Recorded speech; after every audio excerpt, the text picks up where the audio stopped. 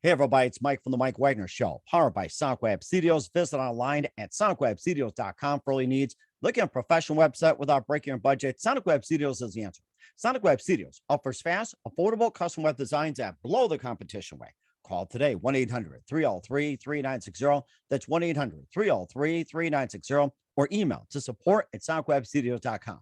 Mention the Mike Wagner Show, get 20% off your first project. Sonic Web Studios, take your image to the next level. Also, time to give official shout out to our official sponsor of the Mike Wagner Show, international warring author Mia Molson-Zia. If you love fast-paced mysteries, you'll love Missing by Mia Molson-Zia, available on Amazon in paperback and ebook. Missing is fast-paced and intriguing with an unforgettable twist. Takes place in 4 countries, 2 strangers, 1 target, where truth is illusion and those you love will be the first to go missing. It's available on Amazon in paperback and ebook. Missing by Mia Molson-Zia has garnered great reviews, and Eve 11 enjoys by Howard celebrities, including Joanna Cassie, Forbes Riley, and many others. So grab your copy today for Girls Missing by Mia Molson-Zia, available on Amazon. Also, check out the Mike Wagner Show at themikewagnershow.com on over 40 podcast platforms, heard in over 100 countries, including Facebook, SoundCloud, Spreaker, Spotify, and iHeartRadio. Also, Anchor FM, iTunes, Google Play, Amazon, Audible, Apple Music, now being heard on HamiltonRadio.net, Oldies FM, Diamonds Radio, and a few on the networks coming soon. Take the Mike Wagner Show with you on any mobile device. Subscribe to the Mike Wagner Show on the YouTube channel. And don't forget to follow the Mike Wagner Show on Instagram, Twitter, and TikTok today. And for great gift ideas, go to Amazon.com and check out the Mike Wagner Show podcast. T-shirts, pop sockets, throw pillows, tote bags, hoodies, baseball gear, makes great gifts 24/7. Go to Amazon.com and check out the Mike Wagner Show podcast. And for more great gift ideas, go to Amazon.com/Mia Molson-Zia for great books like Missing, Once, and Wrinkles. Also T-shirts, pop sockets, hoodies, phone cases, and more. Amazon.com/Mia Molson-Zia. Check it out today. I'll support the Mike Wagner Show on Anchor FM, PayPal, themikewagnershow.com. You can buy me a coffee at buymeacoffee.com at the Mike Wagner Show. Make sure you do so today. We're here with a terrific gentleman who's an author of 5 amazing books from Bandageman Press. He was born in Philadelphia and grew up in South New Jersey. He graduated from Bishop Eustace Prep School and St. Joseph College and the University of Medicine and Dentistry in New Jersey. Also holds a graduate certificate in narrative healthcare and the Master of Arts in Writing from Thomas Wolty Center for the Narrative and Graduation Studies at Lenoir Rhine University in Asheville, North Carolina. And his works appeared in many major medical and surgical journals, contributed to a number of online platforms, served as writing fellow for Doximity.com, and won numerous awards. And he has a new book out, which is about the bodies of 2 young women turned up on the dunes of Long Beach Island. And of course, Police Chief Mickey Cleary, who's featured in the other ones, hunts down the killer and uncovers a horrific truth. And he also has popular books on Bandageman Press, Short Crimes, Barnegat Dark, Ship Bottom Blues, Threshold, Surf City Confidential, and live, ladies and gentlemen, from the Plus Studio somewhere along the East Coast, and we'll call it Surf City, the amazing author of the new book with Dunes Until Dead from Bandageman Press. Ladies and gentlemen, the amazing Dan Waters. Dan, good morning, good afternoon, good evening. Thanks for joining us today.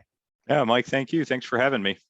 What's great to have on board as well, too. So you're born in Philadelphia and grew up in South New Jersey. You graduated from Bishop Eustace Prep School and St. Joseph College, along with the University of Medicine and Dentistry in New Jersey. You also hold a graduate certificate in narrative healthcare and Master of Arts in Writing from Thomas Wolty Center for Narration Center and Graduate Studies at Lenoir Rhine University in Asheville, North Carolina. Your works have appeared in many major medical and surgical journals, and also contributing to a number of online platforms, won numerous awards. You serve as a writing fellow for Doximity.com, and you have a book out about bodies of 2 young women that turned up on the dunes of Long Beach Island, where Police Chief Mickey hunts down the killer and uncovers a horrific truth.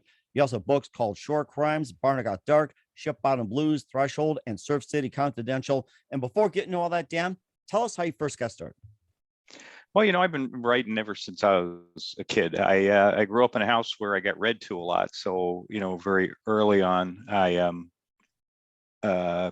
developed a real love for stories. And, I just thought, well, if, after you read enough stories, it's like, well, maybe I could write a couple. And so I had a lot of encouragement, both at home and in school. I went to a little Catholic school in Riverside, New Jersey, which is a very small town. And then I went to, kind of a small Catholic prep school and got a lot of encouragement there, again, in a small situation. And fortunately, when I went to college, I really didn't think I wanted to do it for a living.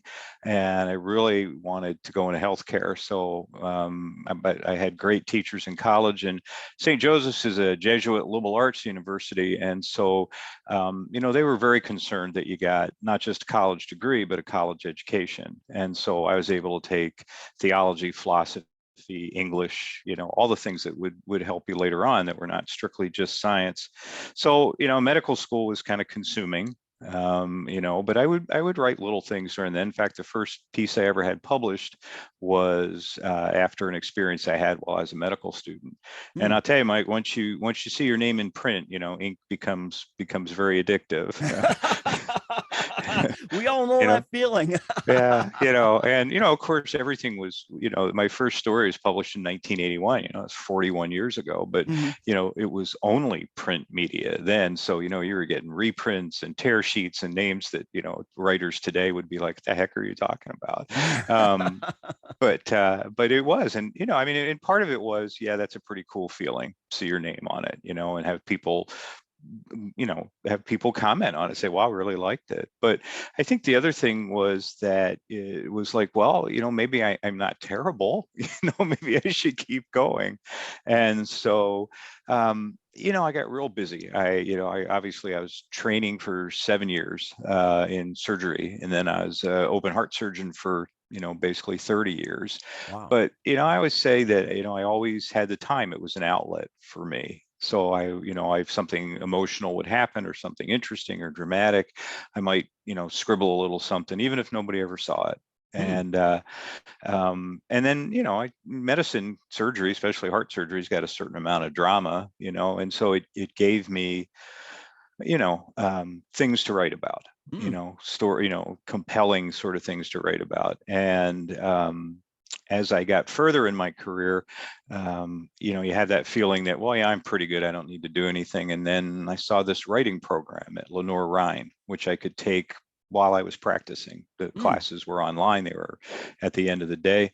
And so I started out in narrative healthcare, and then I got hooked on that. Next thing you know, I was getting a master's degree. And wow. I was a pretty good writer when I started. I was a much better one when I was done. And I was in the company in my class of other wonderful writers who were probably all a little better than me. And of course, that just brings you up a little bit. So, but I love to write. If nobody read it, I would still write it, So, but that's, really how I got started, I call my little publishing company Bandageman Press, because when I was little, my mom, who's 92 now, she read to me this little golden book called Dr. Dan the Bandage Man.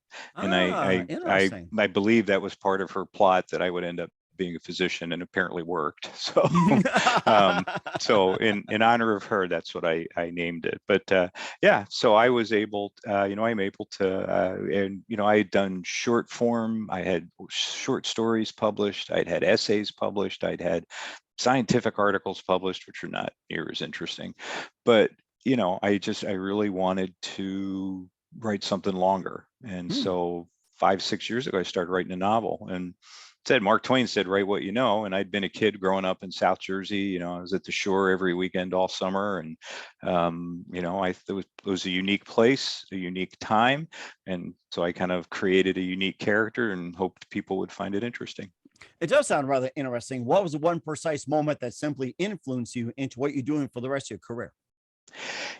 I once I started to write it, I started to realize that I had sort of the whole thing in my head. It was just like I had vivid memories of being down there, of what that time was like, of what the vibe was like. And it was a very interesting time in the United States. The first book starts in 1967. And, I was 12 years old, but yeah, 12 years old, you're starting to understand the world around you. There's cars, there's music, there's girls. There's the beach, those are the four basics of life down there in the summertime. And I thought, this is a really cool convergence of things, and you could bring a lot of what was going on in the country at the time. And so for me, it was as much fun as people tell me they are to read, they're just as much fun to write.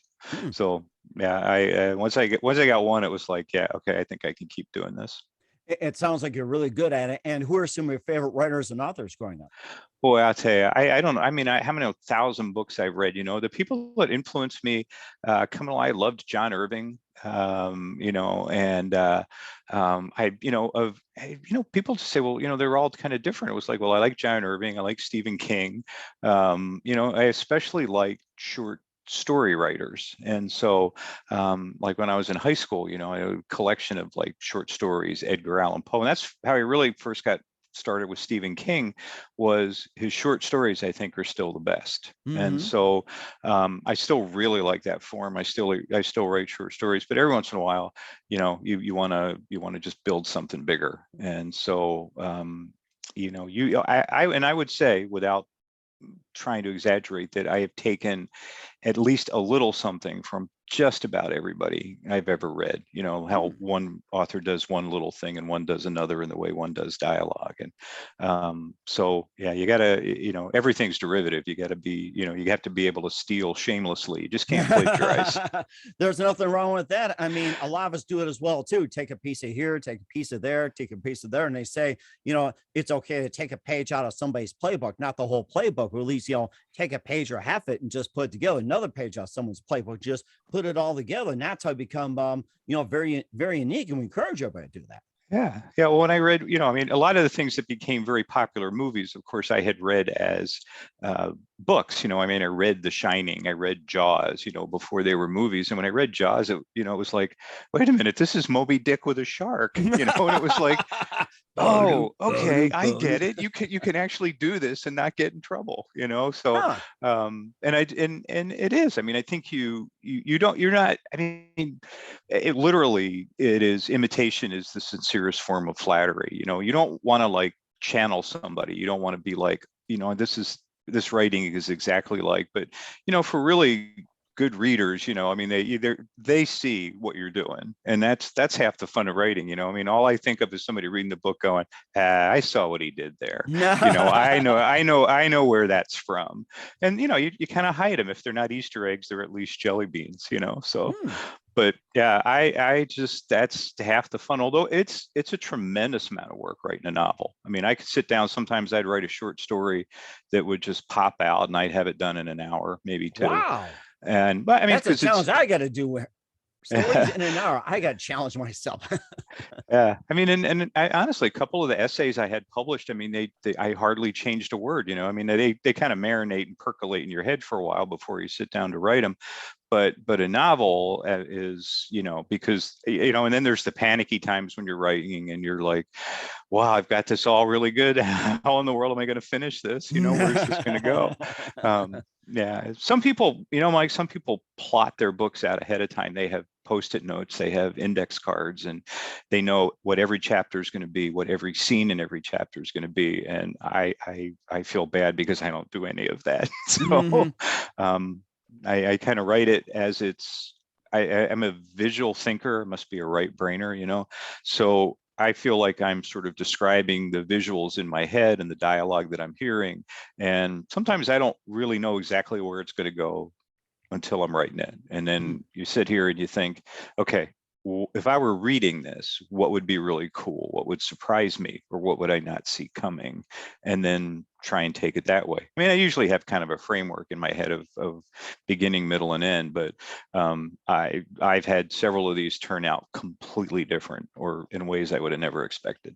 It's almost like the unexpected too, with the right brain, left brain, and everything else. And I think you have a really unique style that's pretty much unparalleled just about everything. And I really like that too. So, and we'll translate to into your books, like with Short Crimes, Barnegat Dark, Shipbound Blues, Threshold, Search City Confidential, also your latest book as well too. But first, listen to the Mike Widener Show at the MikeWidenerShow.com, powered by Sonic Web Studios.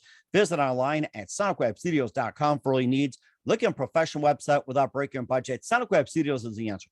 Sonic Web Studios offers fast, affordable custom web designs that blow the competition away. Call today, 1-800-303-3960. That's 1-800-303-3960. Or email to support@sonicwebstudios.com.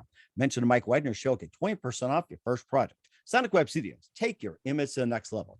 Also, time to give official shout out to our official sponsor of the Mike Widener Show, international warring author Mia Molson-Zia. If you love fast-paced mysteries, you'll love Missing by Mia Zia, available on Amazon in paperback and ebook. Missing is fast-paced and intriguing with an unforgettable twist. Takes place in 4 countries, 2 strangers, 1 target, where truth is an illusion and those you love will be the first go missing. It's available on Amazon in paperback and ebook. Missing by Mia Zia has garnered great reviews in Eve 11 and George by Howard celebrities, including Joanna Cassie, Forbes Riley, and many others. So grab your copy today for Girls Missing by Mia Zia, available on Amazon. Also, check out the Mike Wagner Show at themikewagnershow.com on over 40 podcast platforms, heard in 100 countries, and on hamiltonradio.net, Diamonds FM, Oldies Radio, and more. Take the Mike Wagner Show with you on any mobile device. Subscribe to the Mike Wagner Show on the YouTube channel. Follow the Mike Wagner Show on Instagram, Twitter, and TikTok today. And for great gift ideas, go to Amazon.com and check out the Mike Wagner Show podcast. And for more great gift ideas, go to Amazon.com/MeandMilsonZia for great books, merchandise, and more. And support the Mike Wagner Show on Anchor FM, PayPal, themikewagnershow.com, and buy me a coffee at buymeacoffee.com at the Mike Wagner Show. Make sure you do so today. We're here with the amazing Dan Waters, born in Philadelphia, grew up in South New Jersey, here on the Mike Wagner Show, and broadcasting live from Surf City. You got a new book out called, which is Dunes and Til Dead from Bandageman Press. He also had Short Crimes, Barnegat Dark, and more. And there's one thing I was going to ask you about when you're writing those journals and everything, where you're going through heart surgery. What was the most I would say the most interesting, the most unusual? What was it? One heart surgery moment that you had that you also wrote down as well? Well, I wrote a story about what it's like to hold the heart. I wrote an essay, wrote a short essay. It was published in JAMA, which is the Journal of the American Medical Association. And I wrote it, later in my career after I'd been at it for a while. And I just thought, it's such a unique privilege. You get to sit there and cup the beating heart in your hand, and work on it and do that. And, what a tiny fraction of living people can say that they've ever done that, and so I just thought, I think there's kind of a little story in here, kind of a reflection, and it just struck me one day, and like I said, it just kind of rattled around in my head for a while, and then all of a sudden I thought, okay, I think I got it. I think I know what I want to do. Sat down, cranked it out, edited it maybe a little, and sent it in. So that was it wasn't even an aha moment. It was just sort of like I had a medical student scrubbed with us, and I just said, it was a very safe part of the operation, and I just said, here, slide your hand here, you can feel the heartbeat. And I met her 10 years later when she was rotating. She was trained physician by then, and she just said, I never forgot that. She goes, that stuck with me. She goes, I always think about that. And I thought, okay, it would be, I got used to it because I did it every day. And I just thought we should make note of the fact that this is really kind of a rare privilege. And so, yeah, and it was simple. I just titled it Holding the Heart. Oh my gosh. I mean, everybody does a great job of holding hearts. You also hold the heart to many of these novels out there. You got Short Crimes, Barnegat Dark, Ship Bottom Blues, Threshold, and Surf City Confidential. And let's talk about Short Crimes for just a minute, involving police chief of Surf City, Mickey Cleary, and can finally throttle back. Casino referendum failed, and Ronnie, little girl Ella, and everything. And of course, the ultimate long shot gamble. And there's more than treasure. And tell us more about that.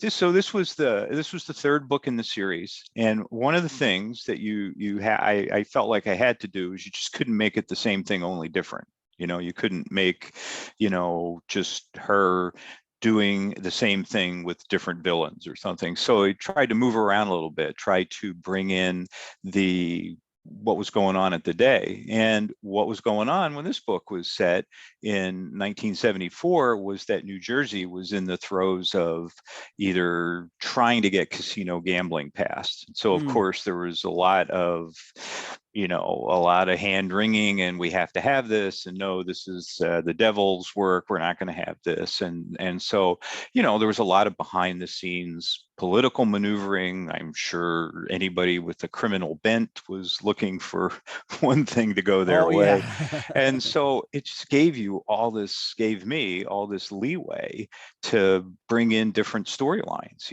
People understood that Atlantic City was going to be a lot of money. a lot of money, not just for the casino builders, but for every little thing around it. And so, so I had a guy building a hotel. I had a developer from New York who was going to build a casino. I had, local crime families like wanting a piece of the action, and then other crime families wanting their piece of the action. And so it was just, it was like, you had to actually not, I had to stop myself from, you can bring in too much. So, but anyway, so her thing is, some poor kid is found, buried up to his neck in the sand on the beach, and the tide comes in and, drowns him. And, it's kind of a question is, was it a fraternity prank gone wrong? And, the original theory is that, friends thought it would be funny. They buried him in the sand, got drunk, fell asleep, and forgot about him.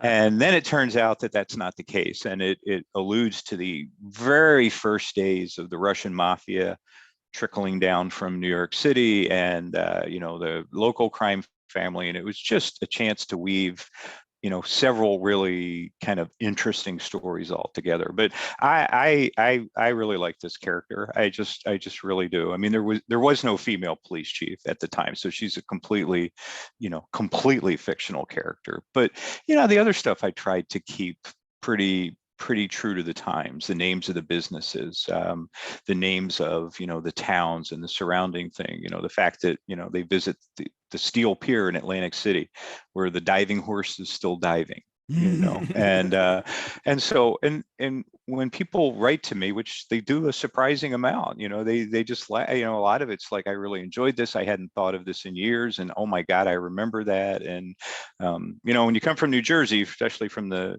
shore, you just people always say once you're there, you have sand in your shoes the rest of your life. Meaning you just have that feeling. And so that's what I try and do. I try and, in the dead of winter, make people feel like they got sand in their shoes. Oh, that's so amazing as well, too. And I'm feeling already, although never been to New Jersey yet, I love to go to Coney Island. I feel it already, too. And of course, you talk about some of the tensions that was going on in the last book as well, too. Barnegat Dark, there was a number of tensions going on as well, too. And this also boiled over as well, too. And tell us more about that, Barnegat Dark. Well, that one, I thought that was a really good chance to bring in, because I tend to set them about 2 years apart or so, so that you let the characters mature a little bit, you let society move on. So in the first couple books, there was a lot about the Vietnam War, veterans coming home, and it was still going on when I wrote Barnegat Dark, except there was a lot more opposition at home. And so one of the themes I wanted to work in was, you had the weathermen back then, which was essentially the beginning of domestic terrorism. And so I thought, well, that would be a good storyline. Somebody that, they're going to try and, blow up the Steel Pier or something like that. And so it got to be sort of a detective mystery. So I got to have an FBI guy in it, and and a lot of these, my main character, Mickey Cleary, she just kind of gets pulled into these things. I mean, Surf City is a mile square. It's what they used to call, sleepy little beach towns. And, the trick is, how do you get her involved in something other than drunken disorderlies? You know what I mean? And so, or too much on the beach, whatever it is. Yeah. Yeah. Outside forces have to conspire to involve her in these things. And those outside forces can be big, they can be things on a national level. And so here you have somebody wanting to commit basically a terrorist act to protest the war, and she finds out about it and gets herself involved, and and then you got to make it dramatic. I mean, I think when you read a book, it need to be like, man, that was fun. I really enjoyed reading that book. It's not like, that's the greatest piece of literature I've ever seen, or, I'm moved to tears. I just want somebody to say, all right, that was a good book. That was fun. That was worth the time I spent. So. And of course, you also have fun too with Shipbound Blues. Talking about wrapping up a hectic tourist season. Not only is one of your better books, also you won a couple awards as well too, and one an honorable mention. And tell us more about that one. Yeah. That was a really good book. That was the second book in the series, and It won the Nancy Pearl Award, which it was a Best Book Award from the Pacific Northwest Writers. It's like their Oscar, for that organization, and Writers Digest liked it. And that was the second book. So that was my first shot at a sequel. So that's where I was trying to figure out, okay, what do I do next? How much do I change? What new characters do I introduce? How many do I bring back?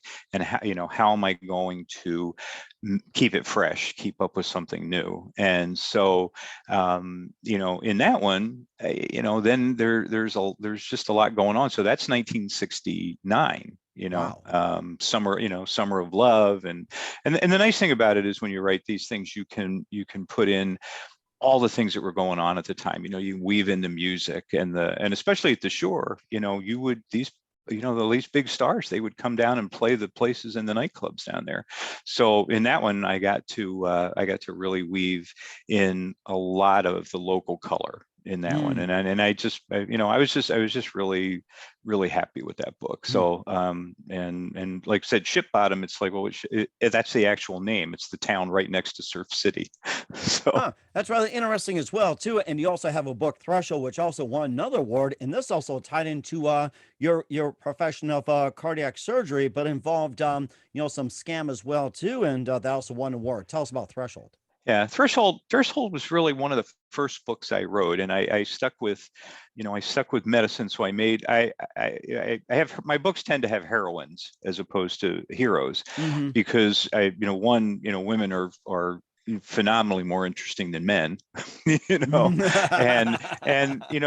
as much as I love Jack Reacher, you just can't solve every situation by pummeling someone, so you have to make it different. They have to use their wits a little more, but you want to make them tough, it's not a cozy mystery, but Threshold I like because I had known some female residents, and their lives were tougher. I mean, they were treated differently than the male guys, than the male surgeons in training back then. This was a long time ago.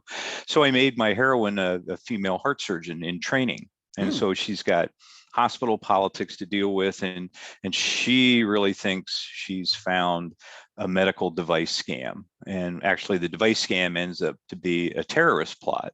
And to pull it in her, the boy, she meets a guy who she doesn't know anything, but he's a Homeland Security agent, and between the two of them, of course, they get sucked into this thing, and then you need a big dramatic ending, which so I could set it, and I'd been to Seattle. I have good friends in Seattle, so I was able to write about that. And it's a great thing, whenever you can set a scene at the top of the Space Needle, I think you're having fun. So yeah, that was good. That was a good book. I was really happy with that book. I was gonna say, I love to sit on top of the Space Needle one day too. So and watch the Mariners from on top, or even Seahawks and all that. Or maybe if you like, try to find some way to watch the Kraken over there too from there. And of course, speaking of Mickey Clear as well too, she got sucked into some politics as well too, and drawn the drama with Surf City Confidential. Now, tell us more about that. Yeah, that book that came as like a single idea.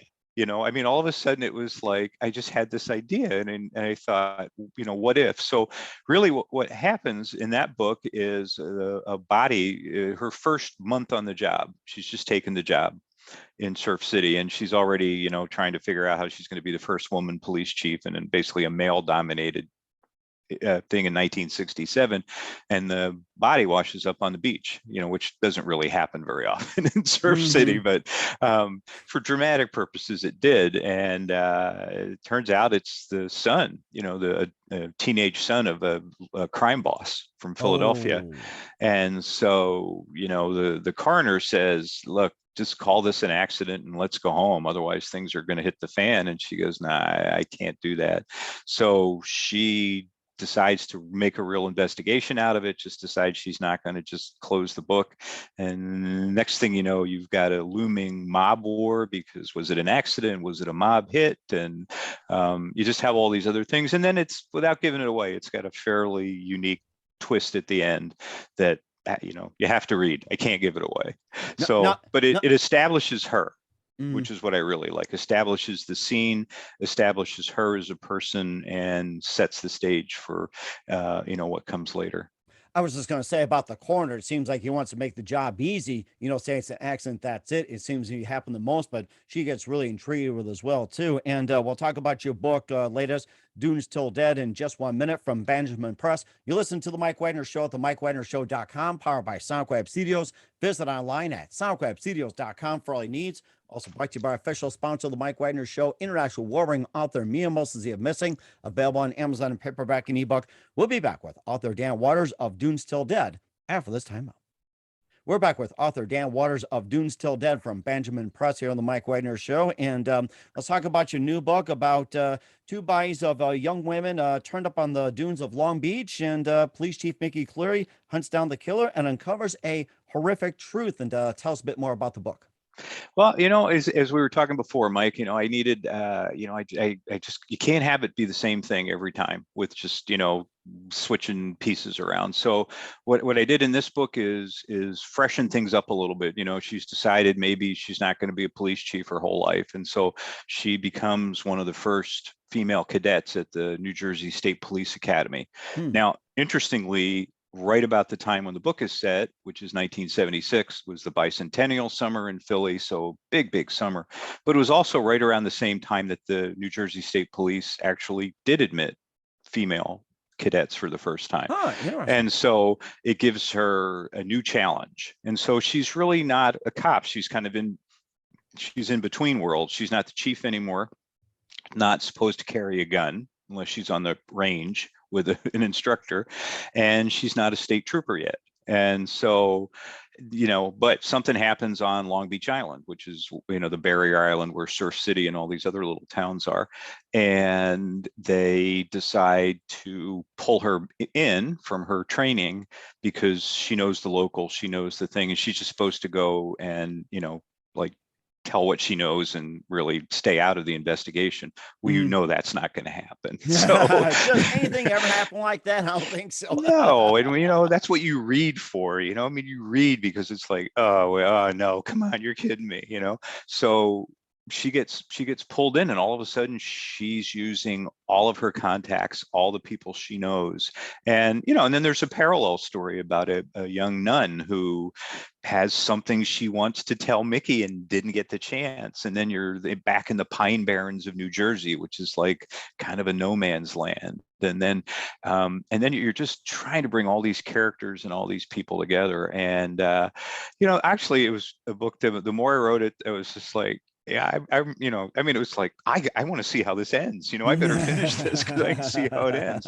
But the title comes from, if you grew up down there at a certain time, the title's a little riff on, there was kind of a rough and tumble nightclub in Summers Point, New Jersey, which is right down by the beach. And it was called the Dunes. And the Dunes had an interesting history. It was the only place that was allowed to serve alcohol after 2:00. So it would stay open until 6 a.m. Oh my goodness. And then it would close for an hour, and then it would open again at 7. So when every other bar at the shore closed at 2, if you still wanted to drink, where did you go? You went to the Dunes. And if you wanted to drink for breakfast at 7:00, where did you go? You went to the Dunes. And their tagline, and if you've ever seen some of these planes that pull banners behind them, they're up and down this beach all summer long. Like one every 20 minutes. You always remember that every hour there was a banner that went by that said Dunes Till Dawn. Dunes Till Dawn. I like Dunes Till Dawn. That was their tagline. It was like you could go and party and drink and listen to music literally until dawn. And so I just realized readers of a certain thing, that would stick in their memory. They knew exactly what I meant. And like said, if I can hold it up, if you don't mind, but that is actually the Dunes, there just wasn't much to it, and that was Dunes Till Dawn. And it was literally, you could sit there and watch the sun come up. And so that figures prominently in it. But again, I always try and find something that's top something that's based a little bit on something that happened in real life, and just sort of adapt it for dramatic purposes. And again, you want the reader to look at it and say, yeah, I got this figured out. And then you get to the last chapter or two and they're like, yeah, I didn't figure that out at all. There's always an amazing twist to it as well, too. And where can we find Dune's Till Dead and all your books at, Dan? Well, if you happen to live down the Jersey Shore, you can find them at Bywater Books at Kapler's Pharmacy in Beach Haven, New Jersey. You can find them at Sunrose Words and Music in Ocean City, New Jersey. You can find them at Weathered Elements in Clear Lake, Iowa, right there on beautiful Clear Lake. For most readers, the easiest thing is to find them on Amazon, where it's available both as a paperback edition and as a Kindle ebook. Okay. So, we will certainly do so. Once again, we're with author Dan Waters of Dune's Till Dead here on the Mike Widener Show. Just a few more things, Dan. What can we expect from you in 2022 and beyond? Well, I have a nonfiction essay coming out in kind of a university journal about premature babies and artificial respiration. Starts with a story of a kid born in 1955 prematurely. And if you were born premature in 1955 and struggled to breathe, you had about a 50% chance of not making it out of that. And so it's kind of a braided narrative in what's called, in a journal called the Missouri Review from the University of Missouri. And it's a nonfiction piece, a creative nonfiction piece that I'm just really proud of. Under construction is a kind of prequel story to Threshold, and a sequel story to Threshold, which picks up our heroine both before and after what happened to her in Threshold. And then I have sketched out the Mickey Cleary follow-up for next summer, which will be set in 1978 in the same location. And I have a pretty good idea where she's going to go with that. But like I said, till I sit down and write it, I can never absolutely be sure. And we're certainly looking forward to it, Dan. And who do you consider biggest influence in your career? Oh my gosh. Honestly, I'm going to tell you that in my writing career, my single biggest influence were my high school writing teachers, my high school English teachers. This small little prep school in Pennsauken, New Jersey, and I know several of them were extremely disappointed that I did not major in either English or journalism and went a different road. But I think they were happy enough when I continued to write. But I think without their influence, without their support, without their encouragement, plus their teaching, I might have just let it go. And when I went to college, luckily I went to a place where there were some inspiring professors. And then, I can't say enough about my later in life when I was reasonably formed, but Laura, my professor, my program director, Laura Hope Gill at Lenore-Rhine University was just amazing and just was able to make me a better writer than I ever thought I could be. So, and certainly amazing. Yes. And what's the best advice you can give to anybody at this point? If you want to write, just you have to read, and then you just have to write, whether you show it to somebody or not. But never be afraid to put something down on paper. Never be afraid to submit something. And I got more rejection notices than I can count. But and never write for any other reason than that you absolutely enjoy it. If you're not enjoying when you're writing, I don't know how you can write something good. If you can't have fun while you're writing, how can anybody have fun reading it? Exactly. That's the whole point. You gotta love what you do. Just like the Geico lives. It's like if it's not a job if you enjoy it. So yeah. That's true. That's true. Yes, it is. That's right. We're here with author Dan Waters of Dune's Till Dead from Bandageman Press here on the Mike Widener Show. Dan, a very big thank you for your time. You've been absolutely fantastic. Learned a lot from you. Looking forward to having you again soon. Make sure you keep us up to date. Keep in touch. Love to have you back. Once again, tell us about upcoming projects. What's your website? How do people contact? Where can people purchase or check out your books? The easiest thing is if you go to my website, which is www.bandageman Press, all one word, all lowercase.com, and it will show you all the books I have. It will take you to Amazon if you want to get there. You can look me up on the web, or you can look me up on Amazon on their author page or just on their books page. And I probably at this point in life can't hide if I wanted to. Well, just don't let Mickey Cleary find out on that one. So yeah, I would, the nicest compliment, Mike, and I'll just say this in closing. closing that the nicest compliment I got is from readers, and it's been from a number of them, is just saying, I just wish these were real people. I would really like to meet them, you know. And I just thought, okay, all right, I did my job. I made the characters real to them, and that's what you got. If you're going to write fiction, that's the highest compliment you can get. And certainly did a great job. Once again, Dan, a very big thank you for your time. You've been Mike, absolutely thank you. fantastic. Looking forward to having you again soon. Make sure you keep us up to date, keep in touch. Love to have you back. We wish you all the best, and you definitely have a great future ahead of you. Thanks, Mike.